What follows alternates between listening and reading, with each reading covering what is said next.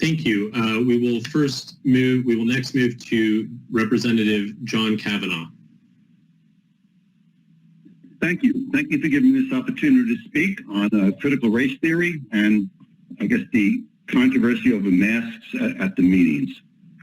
Critical race theory is a theory/political movement born in the 1990s on the tattered intellectual framework of discredited identity-based Marxism. Marxism is a discredited political theory that claims that the imbalance of power and wealth in capitalist societies must be ended by a revolution that changes the country's politics, economy, distribution of wealth. When the communist revolutions produced nothing but bankrupt, brutal, totalitarian regimes, the communists were forced to drop their economic-based Marxist theory. Enter critical race theory, which attempts to convince people that the United States is hopelessly and irredeemably and systemically racist and can only be fixed by radical changes to our politics, economy, and institutions. Critical race theory cleverly sneaks in Marxist theory, fools people by manipulating words. Equality of opportunity, one of the foundations of America, is suddenly replaced with equity of outcome, which is the Marxist redistribution of wealth. Critical race theory divides our society by categorizing us by race, gender, and sexual orientation, and then labeling those within the categories as the oppressed or the oppressors. Critical race theory teaches us that most whites contribute to racism, that males are oppressors, and that heterosexuals are oppressors. Critical race theory requires the oppressors denounce their respective privileges in a most public and most humiliating way.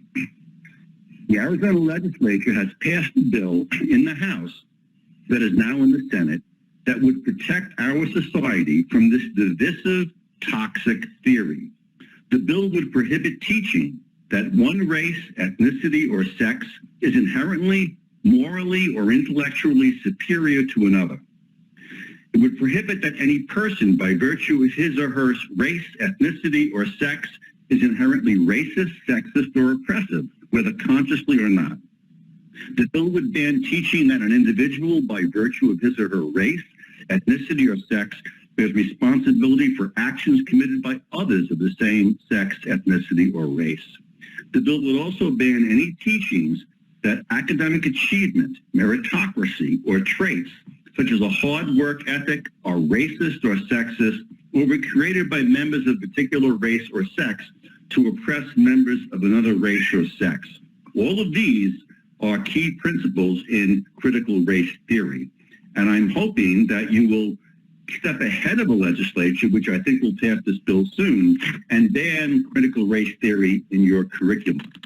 And I haven't heard about the press conference that you gave, but I'm hoping that you said so much. I would also like to speak on behalf of the 100 or so parents and citizens who went to the meeting site expecting to be able to speak in a larger venue where masks would not be mandatory in compliance with CDC guidelines. That did not happen. Instead, their voices on critical race theory and masks have been muffled more than any mask could do. I hope that at a future meeting of SUSD School Board, you can accommodate these people in a large, safe venue. Because watching is not participating, and shutting people out will not shut them up. Thank you very much.